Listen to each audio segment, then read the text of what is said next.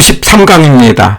우리는 53강에서는 3방식에 관련된 원가 방식을 가지고 공부를 하겠는데 53, 54, 55 이 세 개의 강좌에서는 53강에서 원가 방식, 54강에서 수입 방식, 55강에서 비교 방식 이 3방식에 관련된 중요한 내용만 뽑아서 공부를 하겠는데 이 파트에서는 두 문항이 출제가 되고 주로 계산 문제로 출제가 됩니다. 그래서 우리 52강에서 3방식에 관련된 공식을 공부를 했습니다. 대단히 중요하고 3방식은 평가를 하는 세 가지 방식인데 원수비다. 원가 방식, 수입 방식, 비교 방식이 있고 원가 방식에서는 세 글자의 원가법, 적산법, 수입 방식은 5글자의 수익환원법, 수익분석법, 비교 방식은 7글자의 거래사례 비교법, 임대사례 비교법, 그리고 공시지가 기준법 이렇게 이야기했어요. 원가 방식의 공식은 제감, 기기비, 제조달 원가 빼기 감가, 그 다음에 기초가액 곱하기 기대이율 더하기 비용. 수입 방식은 순환순비, 순수익 나누기 환원이율, 순수익 더하기 비용. 비교 방식은 사시지계면, 표시지계면 이렇게 우리가 공식을 기억하자고 했습니다. 우리는 세 가지 방식에 의해서 가격을 정하기 때문에 그러면 가격이 3개가 나오죠. 그러면 3개가 나온 것을 우리는 시산가액 이렇게 하자고 그랬어요. 그러면 시산가액을 조정을 하는데 그때 산술평균이 아니고 가중평균이 들어간다. 그러면 가중평균 할 때 우리가 감정평가 규칙에서는 물건별로 주 방식이 있고 부 방식이 있고 이렇게 해야 된다라고 정하고 있습니다. 바로 이 내용이 출제가 간단하면서 잘 나오는 파트니까 꼭 기억을 해야 되는데 우리가 기본적으로 원가 방식으로 하는 것은요. 건물과 항성기 기억합니다. 건물은 원가 방식이고 항성기, 항공기, 선박, 건설기계는 원가 방식이다. 꼭 기억합니다. 조심할 건 자동차는 거래사례 비교법이에요. 우리가 자동차는 중고차가 많으니까 이제 시세를 구할 수가 있는데 항공기는 중고 항공기 거래가 없잖아요. 그래서 원가로 한다. 수입 방식은요. 수익환원법인데 무형자산, 물론 무형자산이라고 나오지만 권이라는 말이 나오죠. 권, 재단 이런 말이 나오는데 말하자면 그 광업재단, 공장재단, 어업권, 광업권, 그 다음에 저작권, 상표권, 권자가 나오면 전부 다 무슨 방식이 된다? 수입 방식이죠. 그리고 나머지는 비교 방식에 해당되는 거래사례 비교법 이렇게 하시면 돼요. 자동차, 동산, 과수원, 임목, 그 다음에 토지와 건물이 일체로 거래할 때는 비교 방식이다.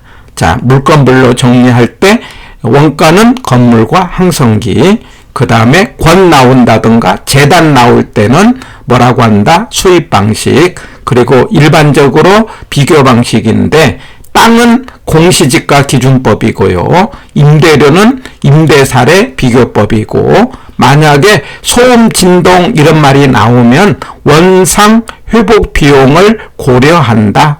이 고려한다는 건 원상 회복 비용을 포함한다 이런 뜻이에요.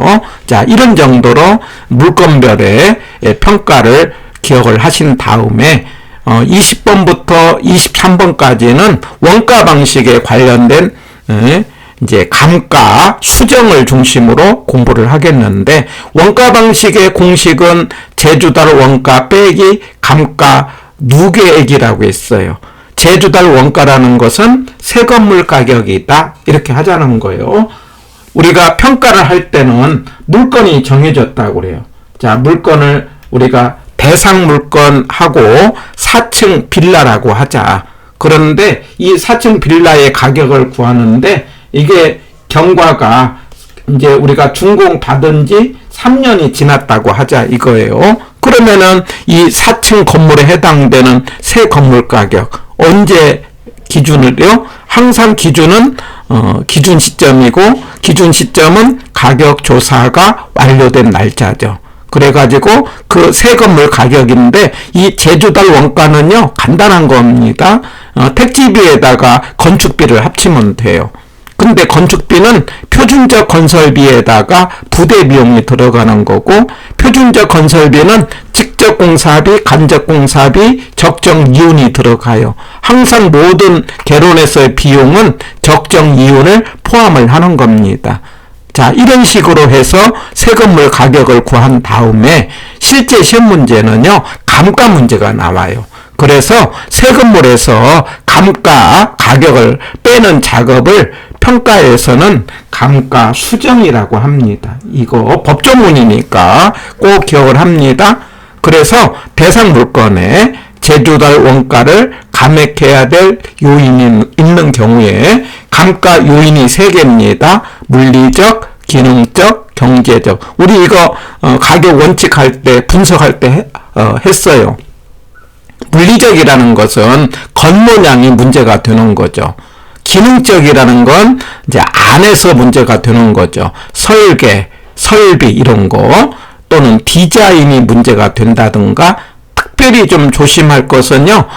건물과 부지가 어울리지 않는 거 이런 것들은 기능적 감가입니다. 우리 기능적 감가 균형의 원칙에서 어긋나는 거죠. 경제적 감가는 주변과의 문제 아닙니까? 적합의 원칙에서 어긋나는 거죠. 자, 이런 것들을 고려해서 제주달 원가에서 감가는 뺀다, 공제한다 이 말이에요. 그래가지고 기준 시점에 대상 물건의 가액을 적정하는 작업을 감가 수정이라고 한다.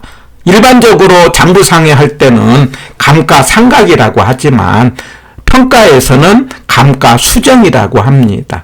그래서 감가를 한다는 것은 가격을 깎는다는 것이고 가격을 깎는다는 것은 건물이 값어치가 떨어진다는 거고 값어치가 떨어진다는 것은 수명이 있기 때문에 그럽니다. 그 수명일을 우리 부동산 학에서는요. 경제적 내용연수 그렇게 이야기합니다. 수명을 뭐라고 한다? 경제적 내용연수. 수명을 내용연수인데 우리가 물리가 있고 경제가 있어요. 그런데 평가는 무조건 경제적 내용연수로 한다는 거. 물리적이 아닙니다. 물리적이라는 것은 건물이 없어질 때까지 기간을 말하고 경제적 내용연수는 건물을 돈을 벌어주는 기간만 따지는 거죠. 그래가지고 그 내용 연수를 기준으로 해서 가격을 깎는 방법이 3개가 있는데 그게 유례상이다 이렇게 하자는 거예요. 정율법. 예, 같은 비율로 가격을 빼자라는 생각. 정액, 정해진 금액이다. 예, 정율, 정해진 비율이다. 비율이 같다 이 말이에요. 그러니까 비율이 같아요. 정율. 예? 그래갖고 예를 들어서 1억짜리다 이 개념으로 이해를 합니다. 1억짜리다. 그리고 1년이 지나면 10%씩 가격을 깎는다 이렇게 생각하는 거예요. 그러면 1억의 10%가 이제 가격을 빼는 거죠. 1,000만 원 빼는 거예요. 그러면 남아있는 돈이 9천만 원 아닙니까? 9천만 원의 10% 그러면 900만 원을 빼는 거죠. 그리고 나서 남아있는 돈이 8,100만 원의 10%. 그러면 어떤 현상이 생기냐면은 정율은 감가율, 정율은 똑같아요. 정해진 비율로. 그런데 금액이 줄어든다라고 하는 거죠. 정율, 정해진 비율이다. 그래서 감가율이 일정한데 이렇게 금액이 줄어든다. 이렇게 빼는 방법을 정율법이다. 그래서 이제 만약에 1억에 10%씩 해갖고 2년이 지났다 그러면 가격을 8,100만 원 이렇게 계산한다는 거예요. 근데 이걸 계산 문제로 시의 아래 N승 이렇게 하나 암기를 해줍니다. 시의 아래 N승이라는 건 시라는 것은 제주달 원가고 R이라는 것은 이제 여기 잔가율이에요. 이제 잔가율은 남아있는 비율이에요. 남아있는 비율. 그러면 10%는 감가율이거든요. 감가율은 1 빼기 감가율이 잔가율이 되죠. 만약에 10%를 감가한다는 건 남아있는 건 90% 아닙니까? 그러면 90%를 이제 2년일 때는 n승입니다. 그러니까 n승을 할 때는 2번 곱하면 되는 거예요. 그러면 0.9 곱하기 0.9를 해갖고 0.81이 되고 1억에다가 0.81을 곱하면은 8,100만원 이런 식으로 계산한다. 그래서 정밀법은 계산 문제가 나오면 너무 쉬우니까 C의 아래 n승 그래가지고 남아있는 비율로 해서 계산을 해가지고 곱하면 된다라고 하는 거 기억을 하시고요.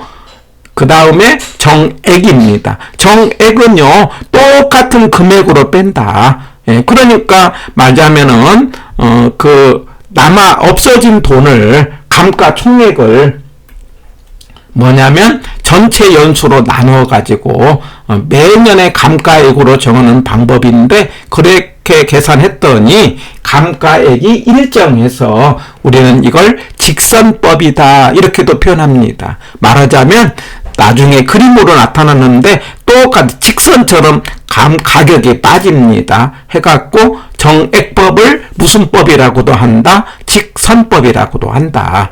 해갖고 계산할 때는요 공식을 하나 암기를 합니다. 예. C에 1 빼기 1 빼기 R에 n분의 n 한 10번 정도 소리내서 해봅니다. C는 제주도 원가 세금물 가격이에요. 1 빼기 R R이라는 건 잔가율인데 예를 들면 그냥 제가 우리 기출문제의 앞에 우리가 예전에 기출문제로 가볍게 한번 생각을 해보면은 이제 4억짜리 건물이 있다고 하자. 근데 50년을 쓸 수 있다고 하자. 예, 50년을. 그런데 지금 10년이 지났다고 하자. 예, 10년이 지났어요. 그런데 잔가율이라는 것은 잔존 비율이에요. 10년이 지난 게 50년이 이제 지나고 나면은 그게 건물로서는 값어치가 없는데 만약에 땔감으로 뭐냐면 한 10% 정도를 건졌다고 하자. 이게 잔가율은 이제 주어진 겁니다. 10%가 정도 남았다. 그러면 없어진 돈은 90%가 없어진 거잖아요. 그러면은 이제 그 4억의 10%는 4천만 원 아닙니까? 그러면 없어진 돈이 3억 6천이에요. 이게 3억 6천을 가지고 50년으로 나눠 갖고 그러면 1년에 720만 원씩 없어지는 거죠. 10년 없앴다 그러면 7,200을 빼갖고 4억에서 7,200 빼면은 3억 2,800 이런 식으로 하는 거예요. 그런데 이거 이제 이해하면 금방 쉬운데 절차가 있어서 그냥 공식을 해가지고 암기를 해서 대입을 하면은요 쉽게 계산이 됩니다. 그런데 이 정액법은 계산 문제가 잘 나와요. C에다가 1 빼기 R 그러면 아까 10% 그러면 0.1을 빼는 거죠. 밑에 N은 전체 아까 50년 위에 N은 지나간 거 10년. 그러면 이제 1 빼기 0.1 가로를 먼저 해야 되는 거 이런 거 할 때는요 항상 가로 그 다음에 곱하기 나누기 이거는 우리 앞에서 총총이부 할 때 지분 수익률 할 때 이런 거 했는데 그 다음에 더하기 빼기 하는 거예요. 그러면 1 빼기 뭐냐면 0.1은 0.9가 나와요. 0.9에다가 위에 10에다가 밑에 50을 하면은요 얼마가 나옵니까? 0.2가 나와요. 그래서 0.2에다가 0.9를 곱하면은 0.18이 나오고 1에서 0.18을 빼면은 0.82가 나오고 이걸 4에다 곱하면은 3억 2,800 이렇게 계산이 돼요. 이 부분은 앞에 우리가 계산 문제를 풀면서 기출 문제를 풀면서 연습을 하고 나중에 우리가 기본 강좌를 한 다음에 계산 문제만 묶어갖고 또 한번 제가 정리를 해 보려고 하는 겁니다. 해서 일단은 오늘은 공식을 암기하는 걸로 C에 1 빼기 1 빼기 R에 n분의 n 그래서 똑같은 금액으로 뺀다 라는 것을 정액법이라고 한다면은 상환기금법은요 핵심 단어가 상환을 위해서 기금을 마련한다. 여기서 핵심은요 기금을 마련할 때 이자가 포함해서 계산한다는 거. 이게 이자가 포함해서 뭐냐면 포함된 기금을 빼거든요. 그러면 실제 빠진 돈은 이자만큼 덜 빠져요. 그래서 이 세 개의 방법 가운데 상환기금법이 감가액이 가장 작아요. 그래서 감가액이 큰 순서 그러면 유렉상, 물론 초기를 말합니다. 유렉상 이거 하나 암기를 해주시면은 단답형 문제가 나올 때 가장 초기에 감가액이 큰 것은 정률법, 그 다음에 정액법, 상환기금법이 가장 작다. 왜? 이자 금액이 포함됐기 때문에 해가지고 이 세 개는 내용연수, 항상 수명인데 경제적 내용연수를 중심으로 계산하는 방법으로 유렉상이 있다. 물론 관찰감가도 있고요. 눈으로 봐서 하는 거. 그 다음에 이제 우리가 우리가 율액상 이렇게 해갖고 그 다음에 분해법도 있어요. 율액상 분관 이렇게 하나 암기하자고 하는데 자주 출제가 안 돼서 기본적으로 율액상 계산 문제를 중점적으로 공부를 하시면 되겠어요. 이 외에 두 개가 있어요. 눈으로 봐서 하는 걸 관찰 감가 할 수도 있습니다. 그 다음에 분해해서 하는 방법이 있어요. 분해법이 있다. 이런 말 정도를 정리를 하면은 원가 방식에 관련된 내용을 조금 더 깊게 공부를 했어요. 한 번 더 정리한다면은 원가 방식은 제감, 제주달 원가에서 감가를 한다.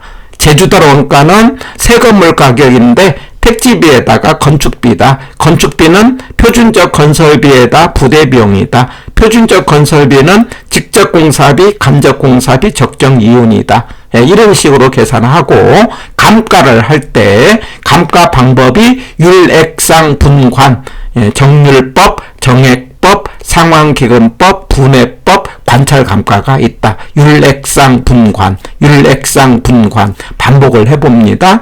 이 5개는 원가 방식의 감가 방법인데 주로는요 이 정률과 정액의 계산 문제가 출제가 돼요. 그래서 정률은 C의 아래 N승, 정액은요 C의 1 빼기 1 빼기 아래 N분의 N 이런 식으로 해서 암기를 해가지고 계산 문제를 도전해 보시기 바랍니다.